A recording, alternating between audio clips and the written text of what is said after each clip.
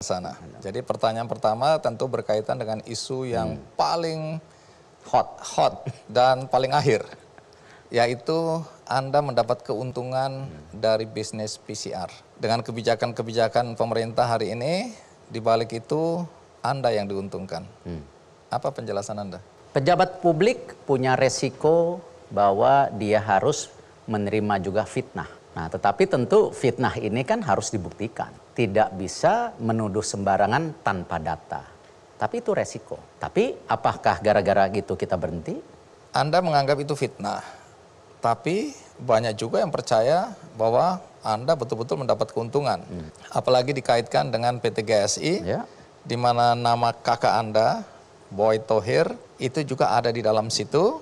Dan PT GSI dianggap yang mendapat keuntungan dari bisnis PCR. Kita lihat Undang-Undang Yayasan Pasal 3. Di situ yang namanya yayasan adalah sebuah kegiatan bisnis yang untuk dibalikan kegiatan masyarakat. Kalau sekarang semua yayasan dituduh untuk memperkaya diri sendiri, berarti sekolah, rumah sakit yang sekarang didirikan oleh banyak pihak sama juga dong. Berarti menguntungkan diri sendiri.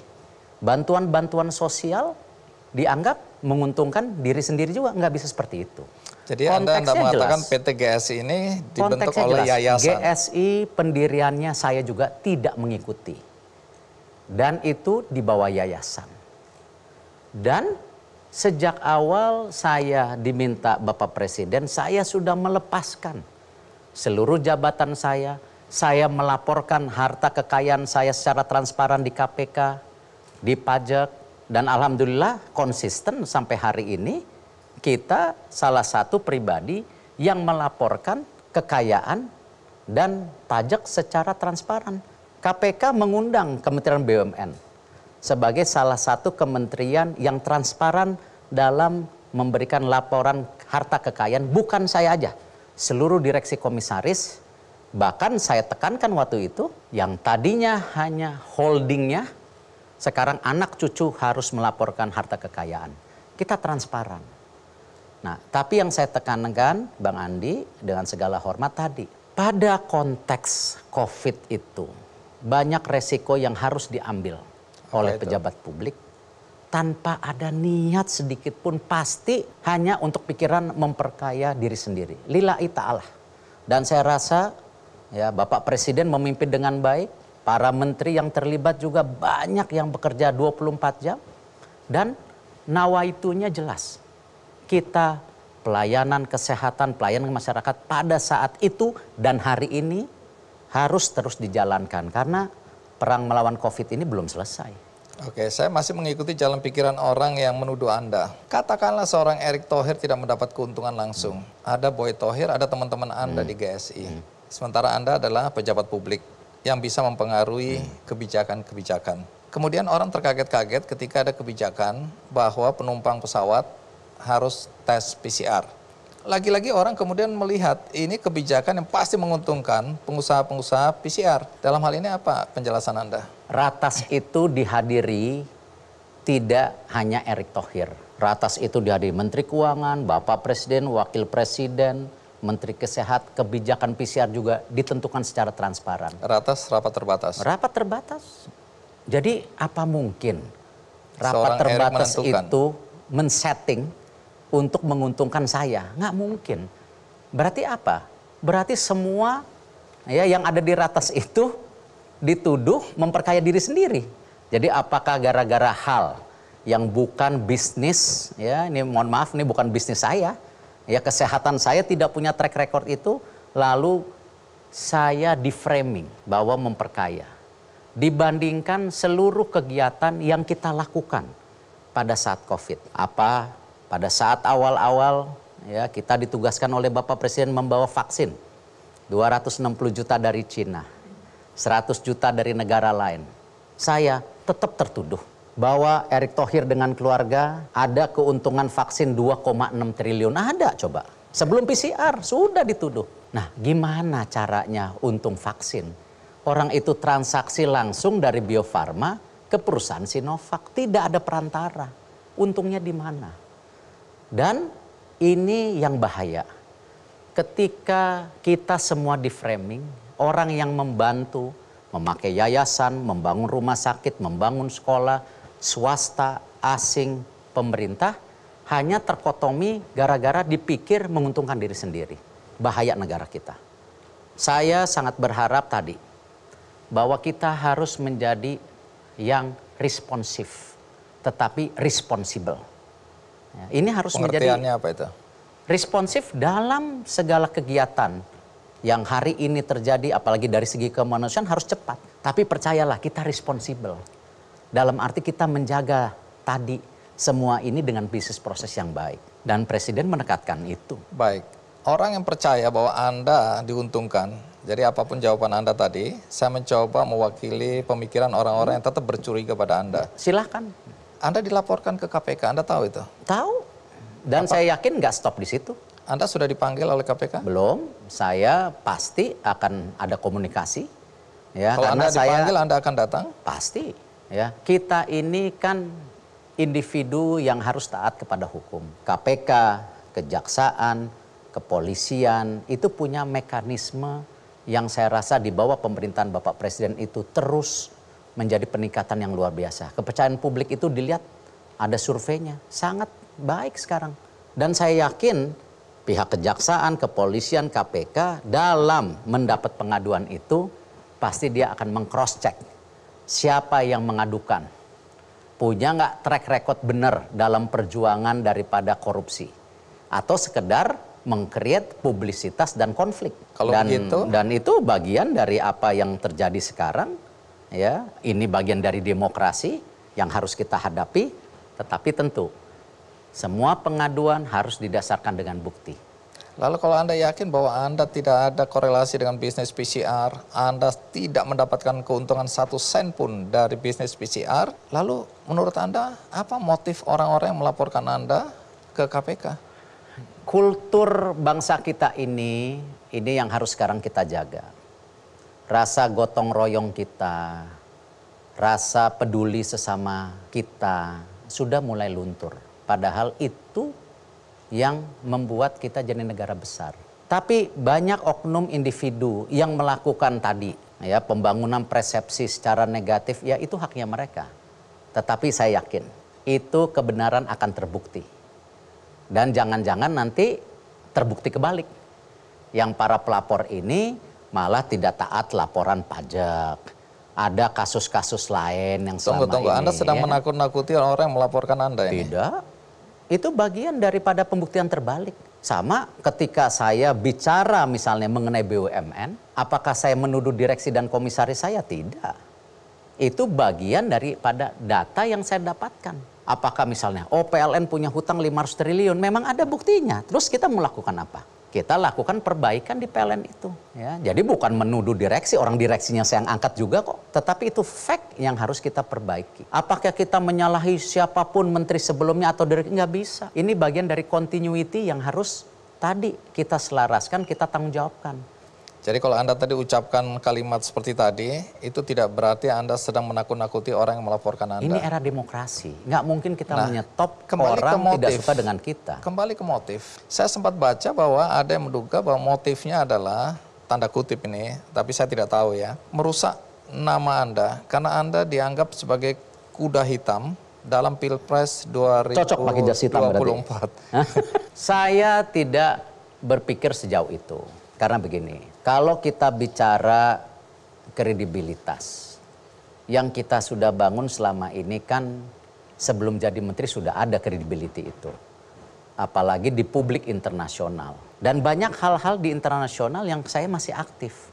Tidak mungkin kredibilitas saya mau dikorbankan yang selama ini jadi menteri baru 2 tahun.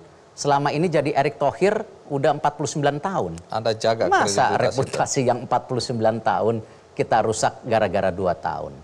Baik, jadi kalau tadi dijelaskan bahwa kita belum tahu motif orang melaporkan Anda.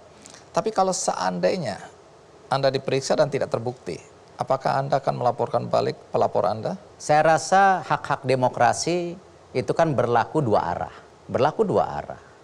Dan ini bagian tadi membangun juga responsibility untuk semua pihak. Kenapa negara kita ini menuju sebuah kebangkitan yang luar biasa? Kalau hanya dikotori oleh oknum-oknum kecil ya, yang ingin memang Indonesia tidak mau maju. Artinya Anda akan melaporkan balik ini? Saya belum terpikir sampai itu, karena ini bagian dari demokrasi. Saya belum pernah terpikir. Apakah Anda Dan sudah banyak yang menuduh saya seperti ini. Contoh, ketika ada sebuah media oknumnya ditutup, menuduh saya untuk bisnis vaksin 2,6 triliun. Saya laporkan ke Dewan Pers dan udah ada buktinya apa? Akhirnya mengaku bersalah. Tapi apakah itu saya jadi zolim? Enggak lah. Reputasi kita bukan dibangun karena tadi untuk menyakiti orang ya, atau hanya gila kekuasaan karena kita berkuasa kita injek seorang, ya enggak lah. Orang-orang berharap di era Pak Jokowi ini tradisi balas budi dengan menaruh orang pada jabatan-jabatan di BUMN itu berakhir. Tapi Anda menjadi bagian dari politik balas budi tadi. Apa jawaban Anda?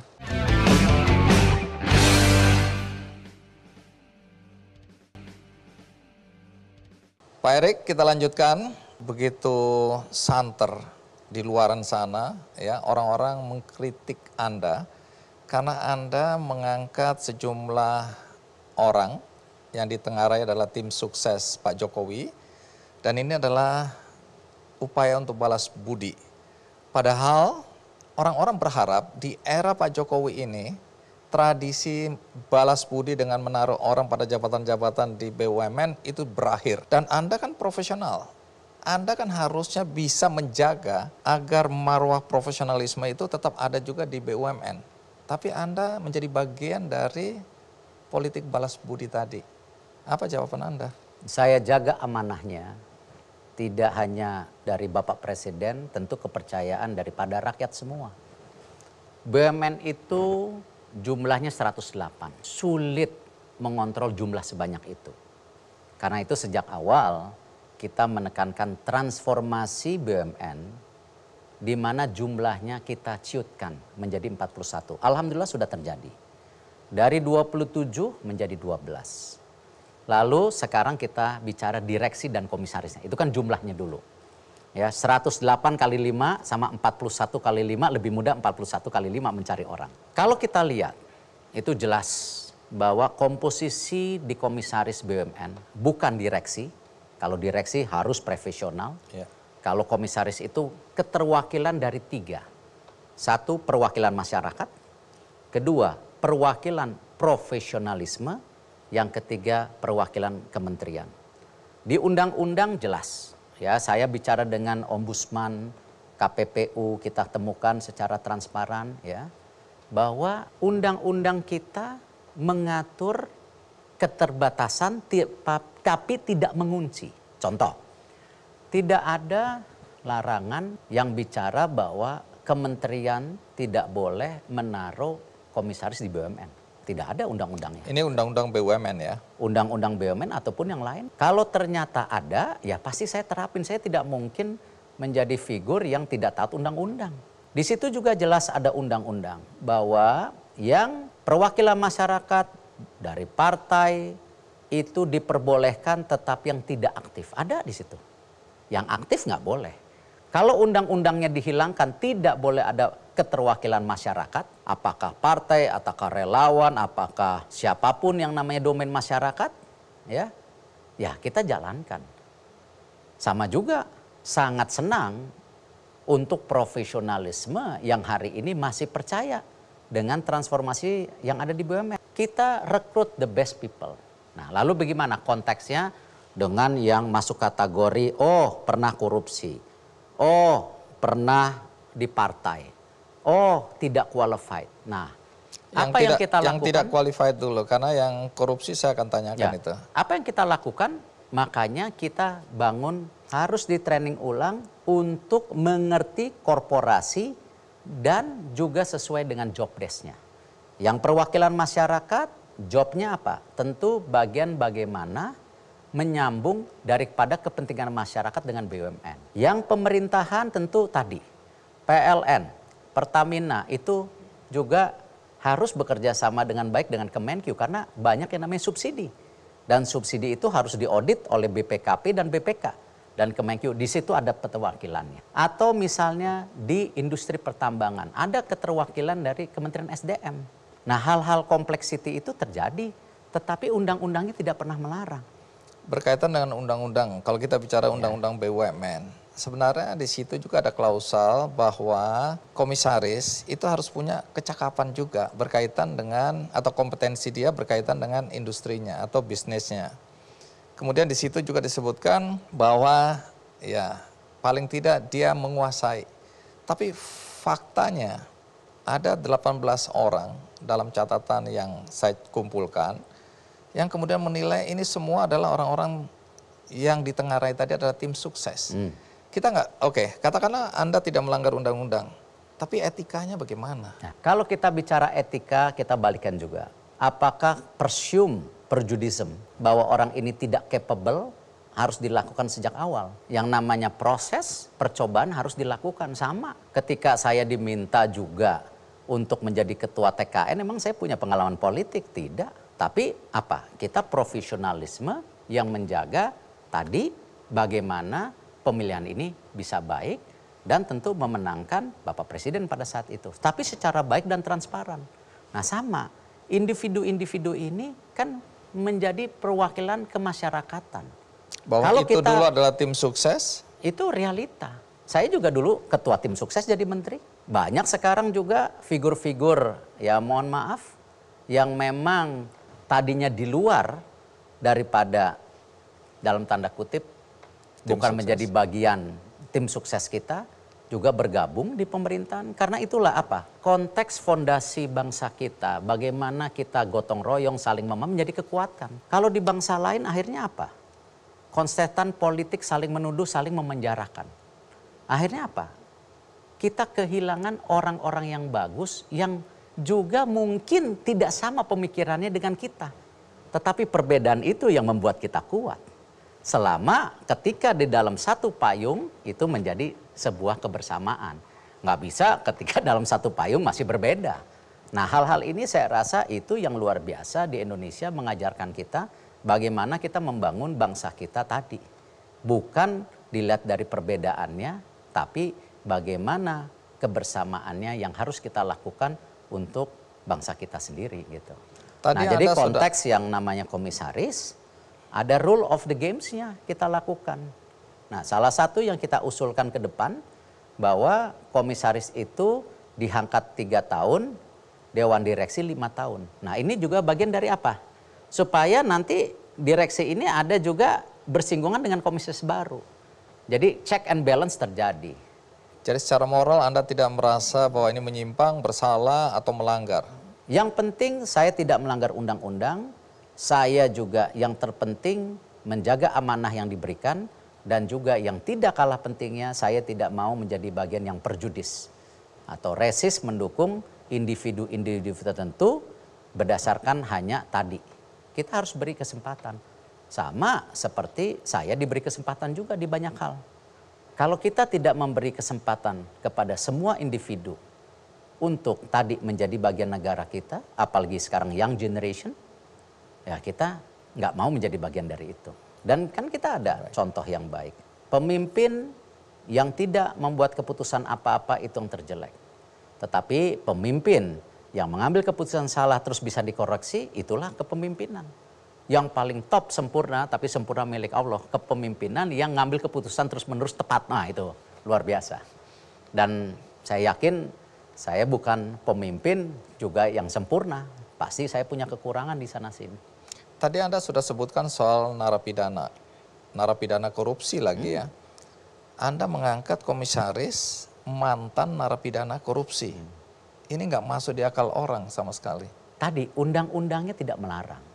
Tapi kan moral ini, kita bicara orang yang pernah melakukan kejahatan, tanda kutip, Ya. dan korupsi adalah kejahatan berat. Setuju? Dan kemudian Anda menempatkan dia pada perusahaan BUMN. Nalarnya di mana? Itu menjadi bagian proses. Ya, kembali check and balance. Kalau ada keputusan yang salah, ya kita koreksi. Tunggu, saya menangkap bahwa Anda kecolongan ini. Anda tidak tahu bahwa dia mantan narapidana. Bagian daripada koreksi diri saya. Ya, jadi pasti ya baik pemilihan direksi, saya juga mengangkat 3 direksi di zaman saya ganti. Ya, karena ya itulah kepemimpinan, tidak mungkin saya sempurna. Yang penting kita memimpin bukan karena suka dan tidak suka.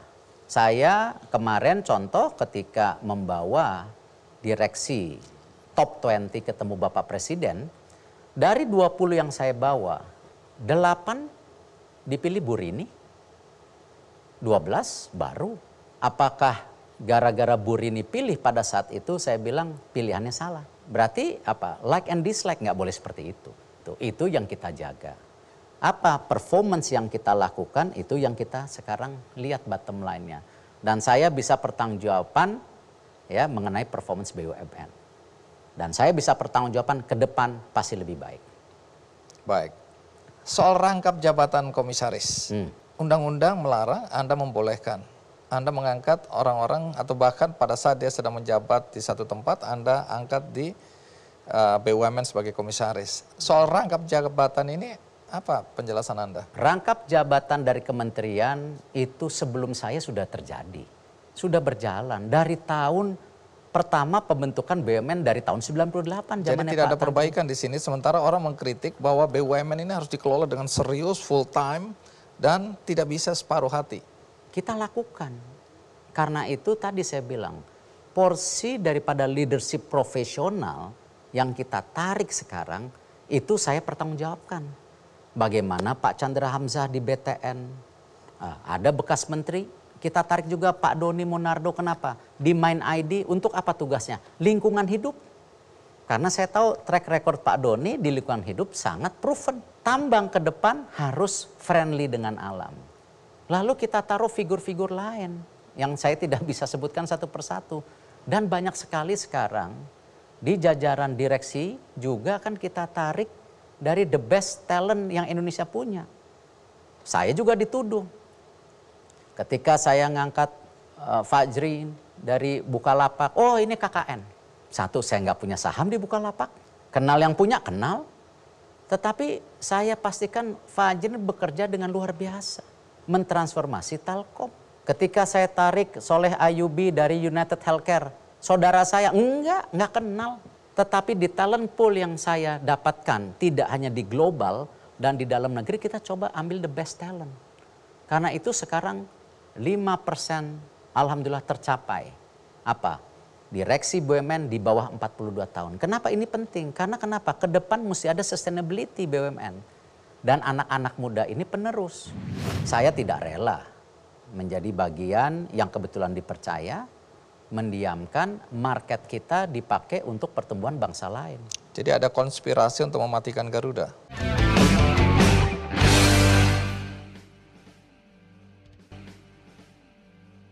Saya ingin bertanya soal apa yang terjadi di Labuan Bajo. Karena kita lihat di berbagai pemberitaan, Pak Jokowi sebagai presiden marah-marah. Ya. Kemudian dia mengatakan BUMN manja, ya, tidak proaktif, malu-maluin, ditutup aja, dan seterusnya, dan seterusnya. Orang menoleh kepada Anda. Menterinya ini kan Erick Thohir. Tapi sebelum kita lanjutkan, ada baiknya kita lihat dulu statement Pak Presiden. Jangan sampai yang namanya BUMN itu seperti birokrasi. Ruwetnya aja Pak. Pak Menteri sampaikan kepada saya, ya, Pak ini ada perusahaan seperti ini, kondisinya BUMN. Kalau saya langsung tutup aja. Nggak ada. Diselamat-selamatin gimana kalau sudah kayak gitu. Terkesan Pak Jokowi marah. Ya ada kecewanya pasti di situ juga. Dan kemudian Anda dituding lagi. Ini Erick Thohir yang harus bertanggung jawab. Bisa Anda jelaskan soal kemarahan ini? Bapak Presiden jelas ketika kami undang ke Labuan Bajo, ya, kami memilih 20 top CEO untuk mendapat ya, arahan langsung dari Bapak Presiden. Dan di situ saya rasa sangat bagus arahannya. Kenapa? Message-nya Bapak Presiden kan jelas. Bahwa yang top 20 ini bagus, tetapi yang sisanya belum bagus. Harus terus diperbaiki. Itu message-nya. Tetapi kalau dilihat sepotong-sepotong kan sulit. Saya kan sebelum Bapak Presiden pidato saya sudah sampaikan hal yang sama di situ. Nah sekarang apa yang diinginkan beliau sekarang ini? Tentu terjadi percepatan. Beliau meminta 2 tahun ini lebih cepat lagi dari sebelumnya. Bahwa kita punya 88 progress report yang kita harus selesaikan atau transformasi sampai tahun 2023. Tahun ini saja ada 41 yang harus kita lakukan. Tahun depan ada lagi berapa puluh. Tahun ini alhamdulillah kita bisa selesaikan 38. Yang 3 belum selesai karena satu dan lain hal. Selesai itu pengertiannya apa? Semua terjadi, penggabungan Bank Syariah Indonesia terjadi. Itu salah satunya. Men-split Pertamina menjadi holding subholding supaya kelihatan daripada detail angka-angka costingnya itu sudah terjadi. Dan tentu apakah itu sudah baik? Presiden bilang harus lebih cepat lagi. Karena ini benar-benar beliau mengharapkan terjadi transformasi yang sangat signifikan. Ya, saya tidak kerja sendiri. Nah, di situ konteksnya memang Presiden menginginkan percepatan. Dan saya terima. Dan itu sejalan dengan visi kita semua. Tidak lihat dari clickbait-nya media. Nah, ini yang birokrasi ini yang saya sampaikan ke Bapak Presiden bahwa kami memohon kita diberikan hak lebih untuk bisa menutup, memerger BUMN ini dengan cepat. Yang tadinya proses merger untuk BUMN perlu waktu setahun. Kenapa? Mesti di-approval oleh semua pihak. Itu menjadi yang lama. Makanya Pak Presiden bilang birokrasi, lama. Nah ini yang kita coba percepat dengan RUU BUMN ini. Untuk suntikan PMN, tetap itu mesti Menteri Keuangan, nggak bisa kita. Nah sampai di situ dulu, karena salah satu yang dikritik oleh Presiden adalah sikap manja dari BUMN. Minta diproteksi melulu. Kalau dia rugi, kemudian minta suntikan dana PMN. Setuju. Ya, penanaman modal negara. Dan ini kan uang APBN, uang rakyat. Itu yang saya bilang sangat setuju. Ini bukan, berapa kali saya bikin statement. Ketemu direksi BUMN. Bahwa ini sekarang eranya pasar bebas. Apalagi dengan digital. Yang namanya jualan e-commerce saja seluruh dunia bisa pesan sekarang. Bukan era proteksi lagi. Karena itu saya sering mencontoh ada 2 ya, atau 3 BUMN yang open market bisa bersaing. Salah satunya di industri perbankan. Di mana perbankan kita BRI, Mandiri, BNI, BTN, BSI sekarang lahir itu bisa terbuka bersaing dengan swasta dan asing. Telkomsel bersaing dengan Indosat, dengan XL. Semen Indonesia bersaing secara terbuka. Ini yang kita harapkan di 12 klaster, yang tadi 12 grup yang saya sampaikan di awal, itu mereka 12 grup itu harus bisa bersaing secara pasar. Tapi banyak orang khawatir, karena ini lihat sejarah, bahwa BUMN kita tidak akan mampu bersaing ketika proteksi itu dilepas. Himbara bisa, Telkom bisa. Artinya bahwa tuduhan atau ketakutan bahwa BUMN kita tidak bersaing itu menurut Anda tidak benar juga? Tidak benar, tapi juga ada benarnya untuk sebagian besar yang belum siap berubah. Nah karena itu salah satu konteks yang saya dengan Bu Sri Mulyani duduk bersama dengan kementerian terkait mengenai PMN. Karena kalau kita lihat PMN yang diajukan saya hari ini itu mayoritas PMN penugasan, 75% PMN penugasan. Pengertiannya apa? Penyelesaian jalan tol Trans Sumatera, penyelesaian juga tol di beberapa titik. Jadi bukan sesuatu yang corporate action. Artinya yang dibolehkan? Yang memang konteksnya pembangunan infrastruktur ini kalau dihitung secara bisnis hari ini tidak visible. Tetapi kalau jangka panjang akan visible. Jadi yang ini dibolehkan? Itu bagian penugasan konteksnya. Contoh apa lagi? Di situ memang saya mengajukan 20% ya PMN restrukturisasi. Apa? Itu untuk Jiwasraya yang 20 triliun lebih. Dan ini sudah penyakit dari tahun 2006-2012 yang selama ini tidak bisa diselesaikan. Dan kadang-kadang persepsinya ini Bumi Putra pun BUMN bukan, Bumi Putra bukan BUMN. Ya, jadi Jiwasraya BUMN dimiliki negara. Nah ini yang kita selesaikan karena kita nggak mau Bang Andi mendapat amanah kita nggak nyelesain tugas kita karena Selesaikan takut. itu berarti selamatkan. Iya, selamatkan Jiwasraya. Kenapa? Nasabah-nasabahnya kan terkorupsi. Yang korupsi sekarang sedang dituntut oleh Pak Jaksa Agung seumur hidup. Dan ini suatu percontohan yang baik apa? Tindak pidana korupsi yang memang terbukti. Nah ini kembali, jangan fitnah, terbukti. Saya juga nggak mau fitnah sama yang melakukan korupsi di Jiwasraya. Dan itu direksinya kena di rootnya. Yang bermain juga kena. Nah tapi dengan fakta dan data, bukan fitnah. Karena itu proses hukumnya ada. Dan sekarang Pak Jaksa Agung berjuang bagaimana ada tuntutan seumur hidup. Dalam konteks proteksi, kita bicara Garuda sekarang. Pro kontra di luar. Garuda dengan utangnya yang puluhan triliun itu, kemudian setiap bulan katanya kerugiannya 1,4 triliun, orang bilang ya selamat tinggal Garuda. Ada yang bilang nggak bisa, ini kebanggaan kita harus diproteksi. Dalam konteks ini pemerintah nggak ada kepastian ini.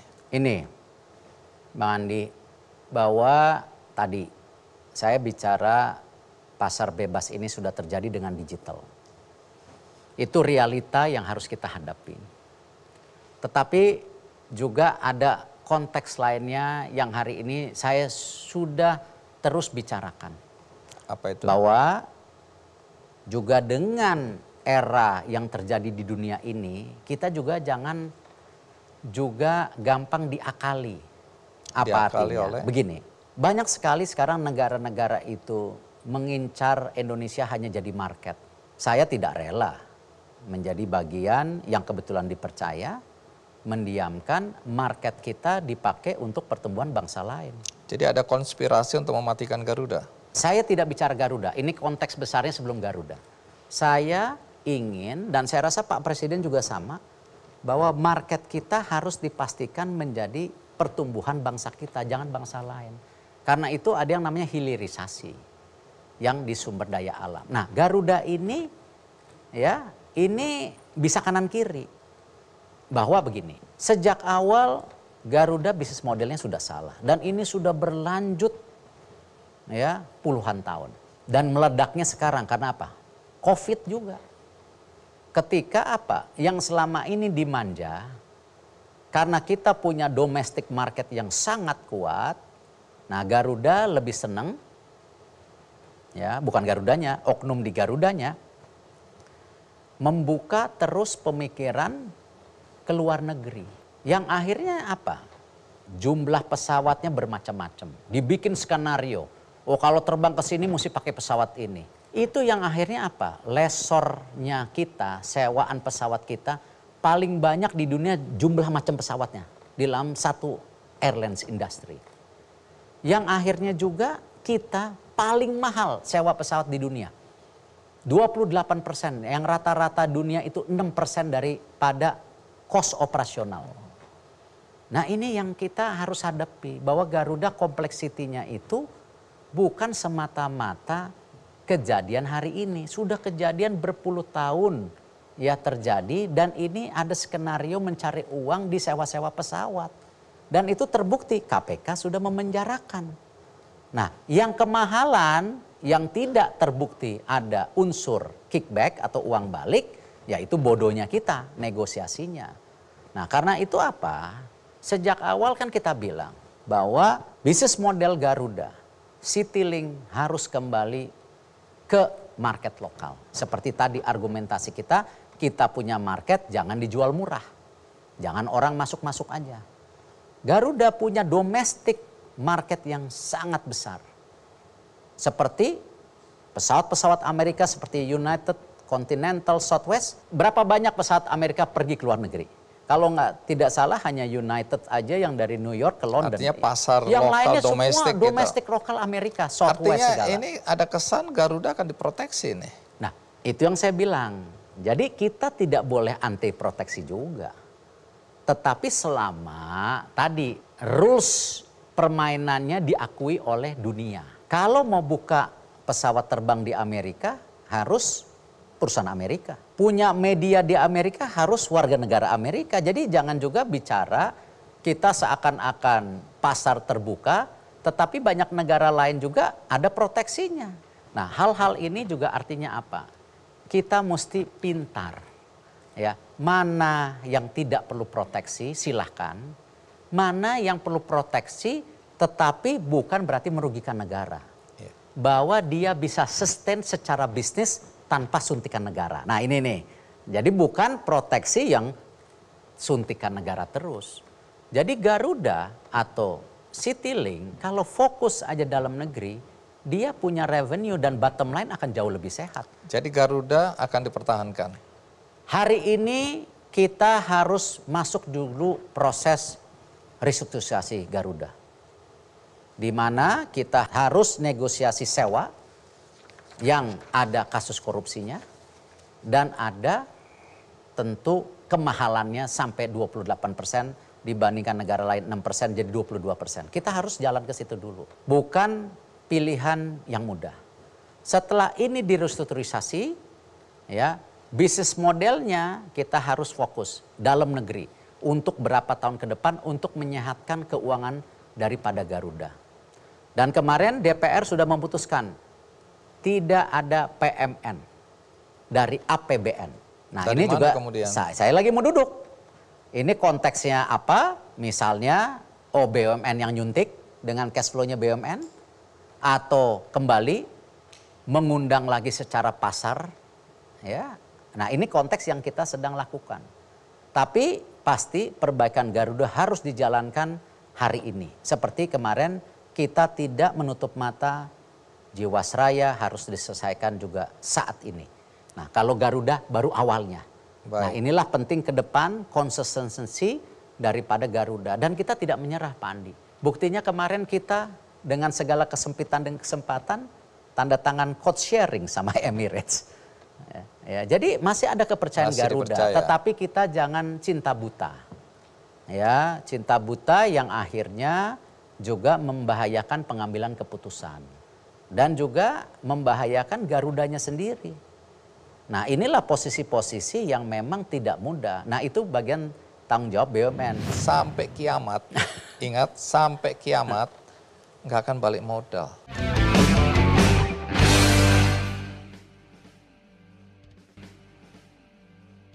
Salah satu isu yang juga mencuat ke permukaan dan hari ini masih diperbincangkan adalah proyek kereta cepat Jakarta-Bandung. Ini proyek dianggap sebenarnya tidak layak, ini salah keputusannya, dan kemudian menjadi pertanyaan investasi yang besar. Pertama, dianggap bahwa kereta api dengan jarak yang cuma berapa ini, 150-an kilometer, itu harusnya tidak untuk kereta cepat. Di mana-mana juga di negara maju itu 500 km baru kereta cepat. Di situ ada jalan tol lagi. Kenapa harus cari alternatif lagi? Sehingga proyek ini akan atau dianggap akan gagal, mubazir. Sama nanti saya akan tanyakan juga beberapa bandara yang dianggap mubazir, pelabuhan-pelabuhan yang dengan investasi besar dianggap sepi ya. Nah, sekarang jawab dulu soal kereta api cepat. Ini menuai kritik. Kenapa menurut Anda ini atau menurut pemerintah ini tepat? Bahwa kereta api cepat itu harus ada, banyak orang bilang keputusan yang salah. Saya melihatnya berbeda. Begini, terlepas saya nggak ikut ya waktu itu ya. Yang namanya pembangunan infrastruktur itu adalah bukan yang namanya hasil yang bisa cepat secara investasi didapatkan. Saya tidak tahu secara detail dulu seperti apa. Tapi saya yakini bahwa ini sama seperti proyek investasi, bahwa memerlukan waktu yang sangat panjang. Ya, apakah MRT, apakah LRT, ataupun sebagian jalan tol. Yang dimana akan dirasakan itu bukan sekarang, nanti 30-40 tahun lagi. Dan ada urusan tidak hanya untuk manusia dan logistik barang. Pasti ada hubungan dengan logistik juga nanti yang akan kita rasakan. Kalau tidak salah Bang Andi, Korea itu mempergunakan 50% APBN-nya di tahun 60 ketika Korea miskin setelah perang. Hari ini Korea membuktikan dengan pembangunan infrastruktur yang luar biasa, dia menjadi negara maju. Nah, kita juga mesti ngelihat perspektifnya sama. Infrastruktur itu tentu konteksnya jangka panjang. Nah, sekarang bagaimana dengan kereta cepat? Kereta cepat ini memang kan saya sudah buat statement harus dilanjutkan sampai Surabaya. Ada statement saya. Pak Presiden juga bicara yang sama. Tetapi kan masalahnya kan yang ini saja belum selesai, masa mau lanjut? Dan tentu kan kembali pemerintahan baru yang berikutnya apakah mau melakukan atau enggak kan kita tidak tahu. Itulah kenapa sebenarnya kita kehilangan yang namanya seperti zaman dulu yang GBHN atau Repelita. Akhirnya kita tidak membangun secara kontinu. Nah, kita tentu konteksnya sekarang yang Jakarta-Bandung dulu. Jakarta-Bandung ini tentu strukturnya sekarang diperbaiki. Apa? Sama seperti saya meminta PMN untuk penugasan dan restrukturisasi, tetapi yang tidak perlu uang APBN, ya, termasuk tadi Garuda yang sudah diputuskan, ya kita cari market mechanism, pasar. Nah, cuman kereta cepat ini tidak mungkin pasar. Karena ini masih lama, perlu waktu lama. Nah, karena itu, dan kan waktu saya masuk itu juga proyek ini sudah berjalan 60% lebih. Masa harus berhenti? Ya berarti kalau kita berhenti, berarti uangnya sudah kebakar dong semua, jadi besi tua. Jadi saya mau memberi perspektif dulu untuk penonton yang nggak mengikuti ini kan. Ini kan konsorsium BUMN kita, ya infrastruktur dengan China. Ya. Kerjasama. Ditugasi ya. Oke. Ya. BUMN ini, konsorsium ini penugasan. Ya. Oke. Bekerja sama dengan China. Jalan. Tapi karena alasan pandemi, konsorsium ini nggak sanggup pembiayaannya. Maka pemerintah bilang oke, diambil alih dan pembiayaannya nih ditanggung oleh APBN. Ya, ada 3 yang sebenarnya. saat ini sudah sekarat karena pandemi. Ada 3. Bahwa konsorsium itu kebanyakan dari karya-karya. Yang tidak hanya kereta cepat, tetapi di masalah penugasan lain, itu memang karya-karya ini harus dibantu. Ya. Salah satunya apa yang dilakukan karya-karya itu kan kemarin ada yang namanya PMN. Tapi ada juga karya juga mulai mencari partner dengan INA untuk mengkerjasamakan jalan-jalan tolnya dan perbankan Himbara merestrukturisasi. Nah itu mekanisme. Nah kereta cepat ini gimana konteksnya? Toh pinjamannya dari China. Kan pinjamannya dari China, kita hanya equity. Nah bersama perusahaan Cina. Nah apa yang kita perbaiki strukturnya? Memang ini tidak bisa pure B2B. Ini harus jadi penugasan. Dan itu kita presentasi secara terbuka, tidak ada hengki-pengki. Tidak ada konteks proteksi lagi di sini. Dan kenapa harganya naik? Nah, kita tahu Bang Andi, pembebasan tanah di Indonesia ini susah banget. Nah, ini yang akhirnya angkanya jadi naik. Nah, yang kedua apa? Sekarang COVID ini lihat harga-harga, semua naik Pak Andi. Harga baja coba naik. Apalagi batu bara apalagi naik. Dicuri ya. Minyak naik. Jadi semua juga cost daripada tadi. Investasi juga naik yang ada hubungan dengan sumber daya alam. Yang baja, batu bara, apa sekarang lagi naik. Jadi memang ada peningkatan karena itu. Nah kemarin delay lagi. Kenapa? Nggak ada yang bisa kerja. Kan hampir 6-7 bulan tidak bisa kerja. Nah ini yang kenapa konteksnya harus strukturnya diperbaiki. Jadi bukan karena korupsi. Nah ini konteksnya. Kalau yang lainnya tadi saya bilang ada indikasi korupsi. Bahkan kalau Garuda sudah ada KPK-nya yang kena sama KPK. Nah kalau ini nggak ada, indikasi korupsinya nggak ada. Karena gitu. pembiayaan ini dianggap terus meningkat dan terlalu besar sehingga ada pengamat ekonomi yang mengatakan sampai kiamat, ingat sampai kiamat nggak akan balik modal. Ya kembali konteksnya kalau infrastruktur memang lama.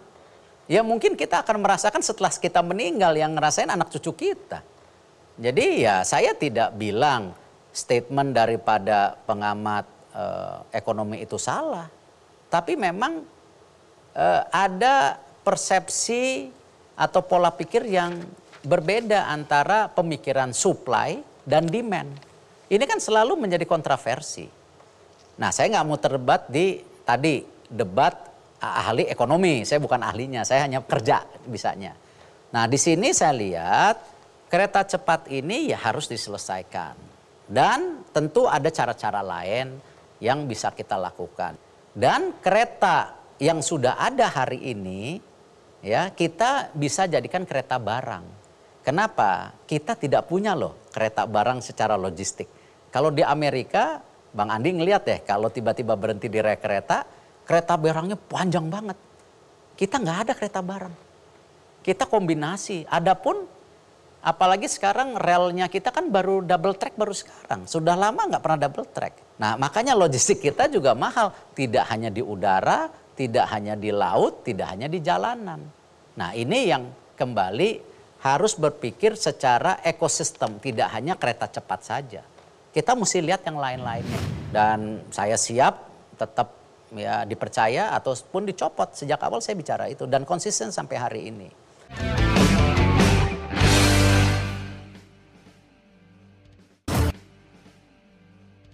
Pak Erik, kenapa banyak orang khawatir dengan investasi yang begitu besar di proyek kereta api cepat? Karena ketakutan melihat beberapa proyek yang hari ini dianggap mubazir, menghambur-hamburkan uang negara. Antara lain yang sering diungkap di permukaan sebagai contoh adalah Bandara Kertajati. Bandara ini sampai hari ini sepi. Beberapa kali penerbangan ada tapi hampir hari ini tanda kutip lumpuh tidak berfungsi. Ini kan penghambur-hamburan uang. Bagaimana perencanaan awalnya? Anda bisa jelaskan atau tidak? Kembali tentu saya nggak mau membela diri, saya belum menjadi anggota kabinet saat itu. Tetapi saya konteksnya seperti ini. Ini kan bukannya era siapa benar siapa salah, tapi bagaimana kita harus memperbaiki. Saya percaya sekali dalam membangun sesuatu itu tidak hanya boleh dilihat sepotong-sepotong, tetapi berdasarkan ekosistem yang besar. Pemerataan ekonomi di Indonesia kan tidak boleh hanya Jawa sentris atau Jakarta sentris. Sama seperti kita bicara di Sumatera, itu kan pemerataan dengan pembangunan jalan tol terbukti daripada listriknya pun permintaannya meningkat. Ataupun pembangunan di Indonesia Timur. Nah, Jawa Barat ini kan jumlah populasinya sangat besar. Dan bonus demografi kita ke depan sangat membahayakan kalau kita tidak bisa membuat tadi rencana kerja daripada pembukaan lapangan kerja. Karena itu Omnibus Law lahir.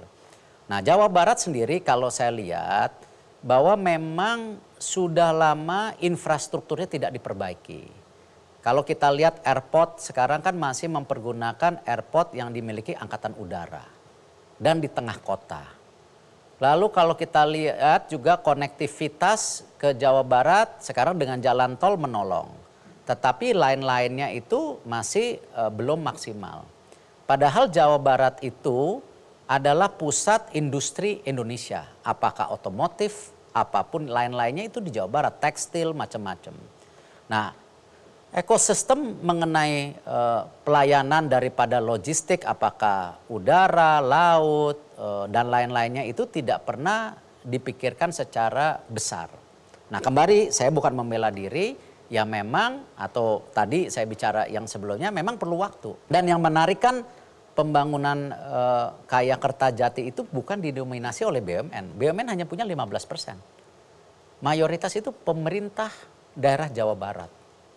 Artinya apa? Artinya apa? Bahwa ini diberi kesempatan daerah-daerah juga untuk membangun. Nah, tinggal bagaimana kembali itu yang kemarin saya ketemu Pak Ridwan Kamil di Bandung waktu itu.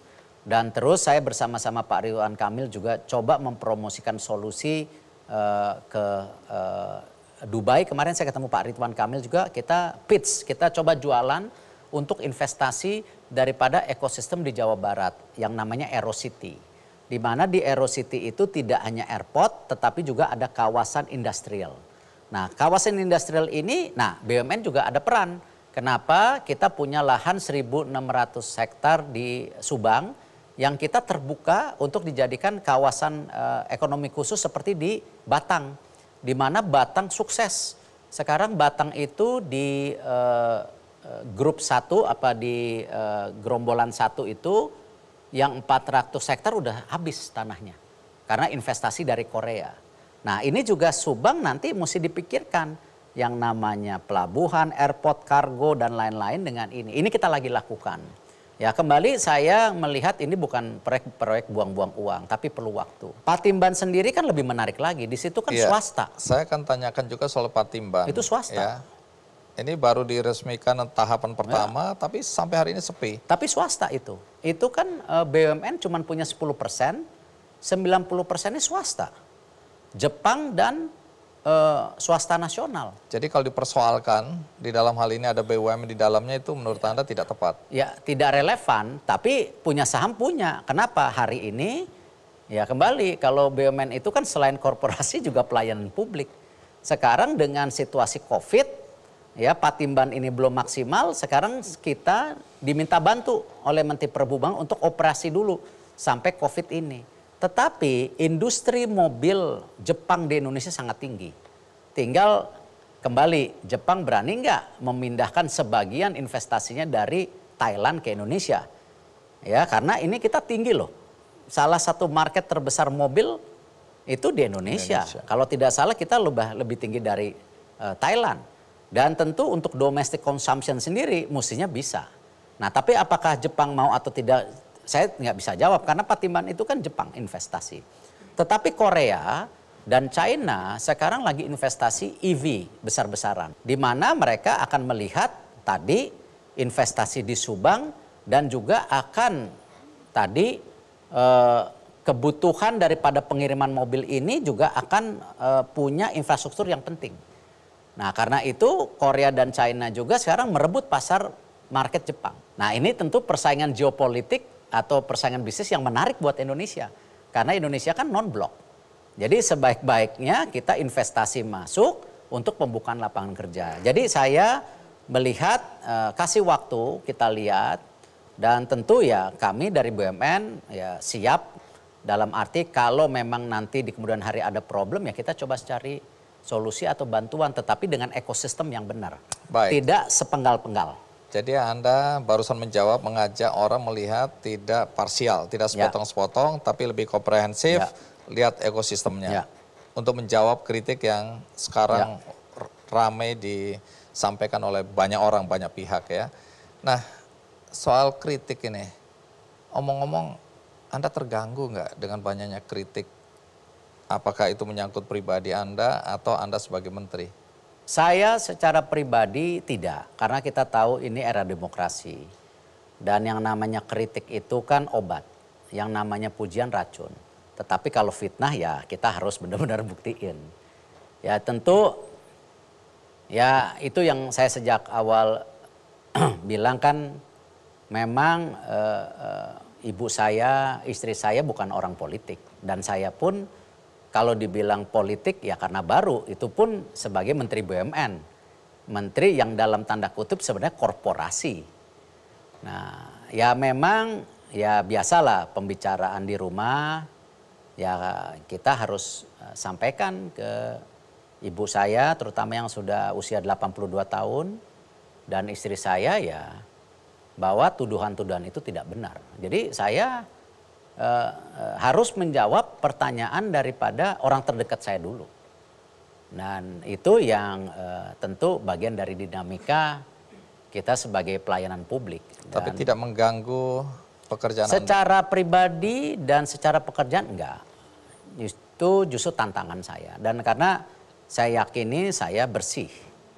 Nah tetapi kan di rumah, kalau tadi Bang Andi tanya, masyarakat nanya, di rumah juga nanya. Nah tentu ya saya harus jelaskan, itu yang lebih berat sebenarnya. Jadi Anda sebenarnya ini bahagia atau tidak jadi menteri ini? Ya saya rasa saya konsisten. Ya kalau kita bicara kehidupan sebelumnya, ya nikmatlah jadi presiden Inter Milan. Kemarin juga di G20 ketika di Roma masih banyak yang kenal, lumayan lah gitu.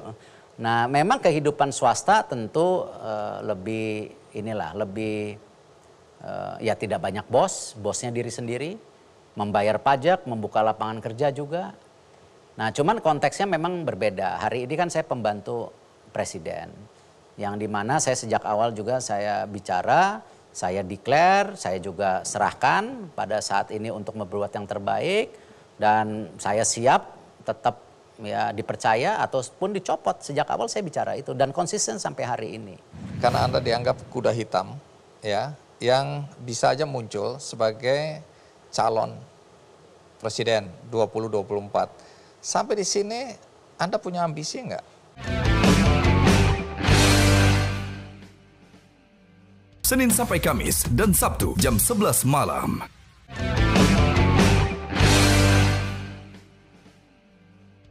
Pak Erik, kalau tadi pertanyaan saya lebih mewakili masyarakat melihat BUMN, yang terakhir ini kelihatannya lebih pribadi.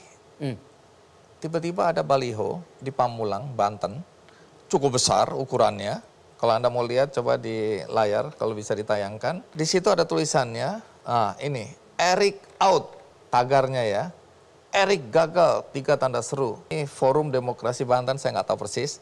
Tapi bagaimana Anda melihat baliho sebesar ini? Apa reaksi Anda ketika... Kalau politiking kan bisa aja yang suruh pasang Forum Demokrasi Banten tuh saya sendiri. Oh. Supaya kalau dizolimi kan bagus gitu. Tapi intinya nggak itu. Ini kalau kita ngomong politik ya, dizolimin supaya bagus dong naik gitu. Kasihan Erik. Padahal gitu ya. kita yang kita suruh gitu. Saya rasa ini di mana tadi di Pamulang, Banten, atau di Tangerang Selatan sana. Ya saya rasa ya saya nggak bisa jawab kenapa ya, karena mungkin juga Tapi ini... Anda nggak kenal pemasangnya ini? Enggak. Oke, nggak ada korelasi apa-apa dengan Anda? Enggak. Saya rasa ya ini bagian dari dinamika lah dalam arti. Dan saya juga nggak tahu kan Erik gagal nggak dijelasin gagal di mana gitu. Sehingga Kalau Anda misalnya susah menjawabnya. Gagal Garuda kan tadi kita jelaskan. Kereta cepat kita jelaskan. Nah ini gagal apa gitu. Oke. Jadi Anda tidak terganggu ini? Saya rasa tidak, dan kalau konteksnya itu jelas justru itu bagian kita juga untuk introspeksi diri kan. Kalau yang saya tangkap dari penjelasan ada beritanya ya bahwa Anda dianggap gagal karena banyak BUMN yang merugi. Satu, kemudian kedua banyak BUMN yang Anda tutup sehingga pengangguran naik karena banyak orang yang kehilangan pekerjaan. Jadi Anda dianggap tidak punya peri kemanusiaan. Ya. Nah, coba kalau itu... Ya, kan 90% BUMN terdampak COVID. Apakah kita menutup BUMN yang 7 aja susah? Yang sedang dalam proses. Iya, tetapi yang kita tutup itu kan kebanyakan BUMN yang memang anak cucu yang tidak bermanfaat. Bahkan menjadi ajang ya nyuplai barang-barang antara BUMN yang akhirnya terkena kasus korupsi. Nah karena itu kita berikan solusi lain, yaitu tender di bawah 400 juta itu harus UMKM, kita membuat yang namanya padi UMKM. Jadi tidak boleh antara BUMN lagi. Pasar digital. Dan alhamdulillah pasar digital untuk kebutuhan BUMN. Jadi misalnya PLN perlu furnitures, perlu seragam, ya udah tenderin di situ. Jadi nggak tertutup. Nah cuman semua BUMN kita masukin. Padi UMKM itu luar biasa sekarang setelah setahun kita luncurkan. Gara-gara Erik out juga mungkin ini.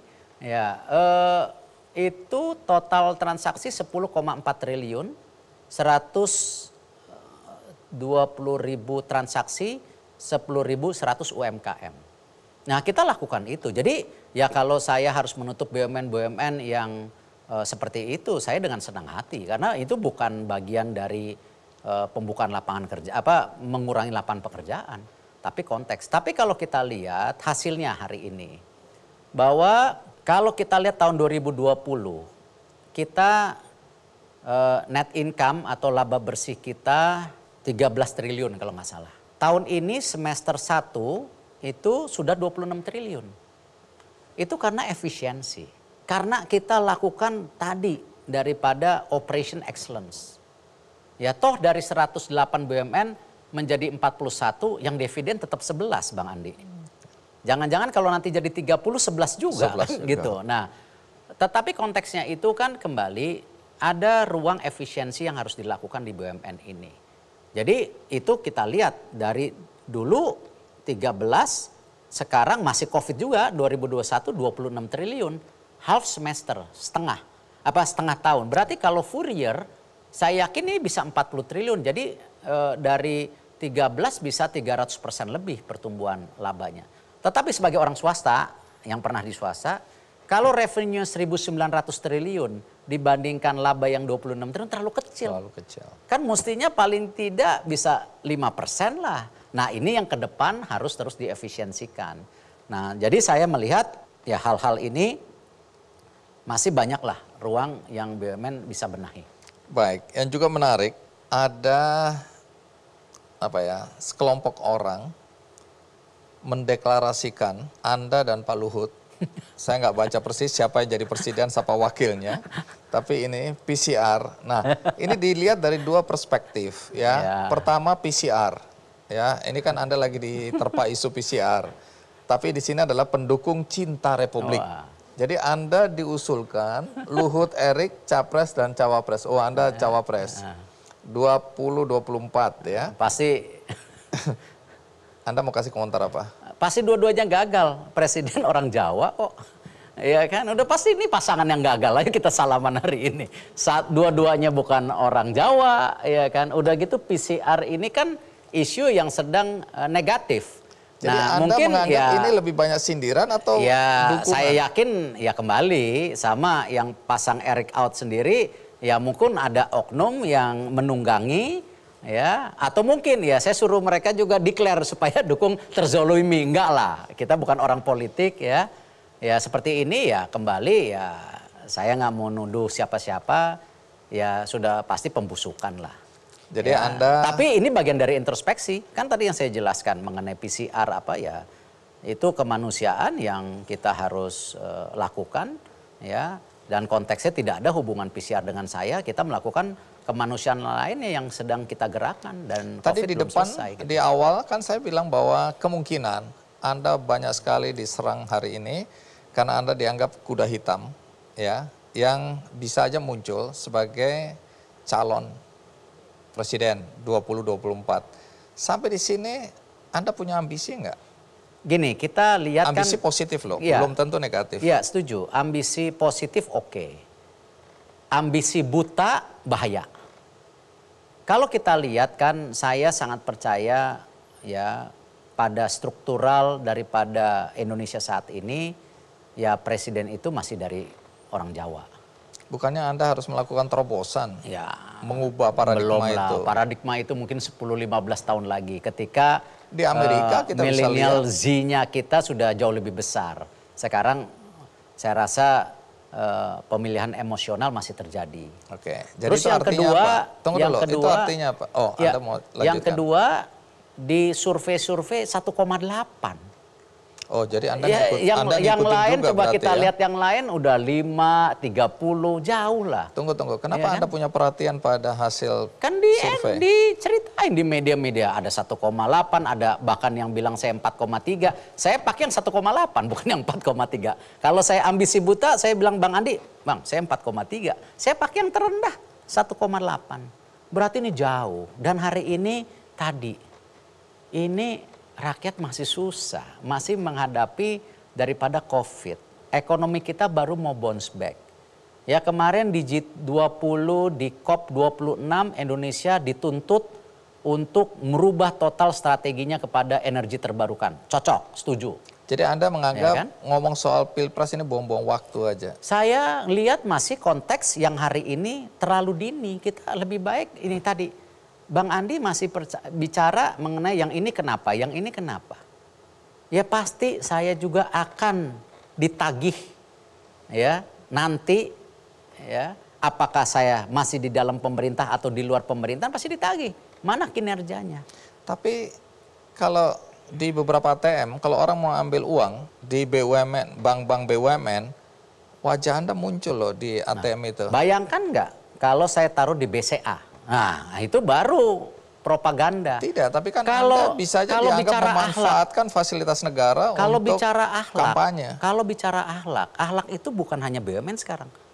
Pak Cahyo dan Bapak Presiden mendeklarkan akhlak itu menjadi bagian dari ASN. Artinya di gambar itu Anda sedang menyampaikan soal promosi akhlak. Kalau saya juga misalnya, kalau kita lihat ketika COVID Maret dan Juli, saat COVID.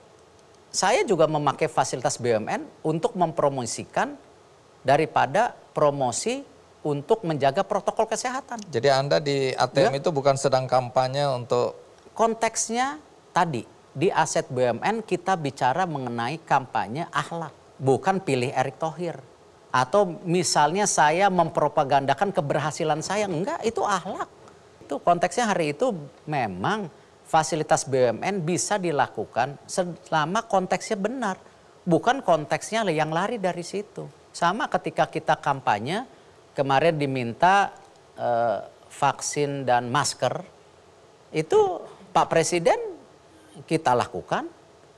Dan saya rasa banyak hal yang kita lakukan juga. Saya rasa sekarang contoh, banyak kementerian juga memasang baliho di depan kantornya. Berarti dia menggunakan fasilitas publik untuk mempromosikan dirinya untuk sesuatu, kan enggak. Memang di depan kementeriannya.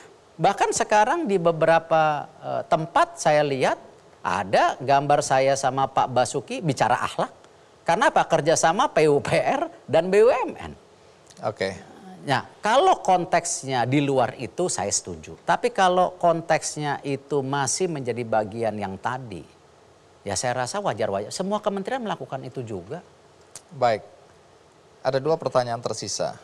Yang pertama adalah apakah nanti sesudah era Pak Jokowi selesai, kalau Anda diminta untuk menjadi menteri, Anda bersedia? Tergantung. Tergantung apa? Siapa pimpinannya ke depan. Dan tergantung punya nggak komitmen tadi, apa yang sudah dibangun oleh Pak Jokowi itu bisa berkelanjutan. Karena saya yakin banyak hal yang sedang dilakukan oleh Bapak Presiden ini belum selesai. Itu kriteria Anda kalau diajak ya? Kalau diajak. Untuk... Kalau nggak diajak ya dagang lagi di luar. Oke. Kembali. Dan kelihatan lebih bahagia Iya, itu. kan masih punya klub juga, sepak Iya. bola kecil-kecilan. Nah, pertanyaan terakhir. Ke depan apa rencana Anda? Saya rasa untuk sampai 2024 ya, kalau tidak ada penugasan lain atau mungkin ya saya kayak nggak tahu kan membantu presiden ya konteksnya harus siap. Saya melihat satu, transformasi yang diminta oleh Bapak Presiden ini dalam 2 tahun ini harus dipercepat. Tidak mudah karena yang kita lakukan di 2 tahun pertama saya merasa baik. Dan ini terima kasih sama tim saya. Ya, saya nggak malu-malu, wamen saya luar biasa. Ya, sesmen saya, deputi saya, staf-staf saya semua. Tapi untuk percepatan berikutnya ini perlu effort yang lebih besar lagi. Nah, ya tentu terus terang kemarin pulang dari UAE, Bapak Presiden membuat rapat terbatas mengenai percepatan investasi dari UAE dan negara lain. Nah, itu banyak BUMN juga. Jadi saya akan mengadakan rapim minggu depan, ingin konsolidasi, kita kuat nggak? Kalau kita nggak kuat, kita perlu lakukan apa? Nah, walaupun saya sudah menyiapkan tadi tim tambahan, Special Delivery Unit dan International Relation. Nah, itu pun jumlahnya sedikit. International Relation kita cuma 2 orang. Special Delivery Unit kita cuma 5 orang, sedikit timnya. Karena saya juga nggak senang terlalu banyak orang. Saya mau efisien. Nah, tetapi saya ingin juga menanyakan ke tim saya, siap nggak? Karena ini kayaknya banyak, keras. Iya, mesti tambahan lagi dan saya tahu wamen saya, sesmen saya kadang-kadang juga udah mulai kecapean. Ya, tapi ya ini bagian dari tanggung jawab lah ketika kita diberi kepercayaan. Baik.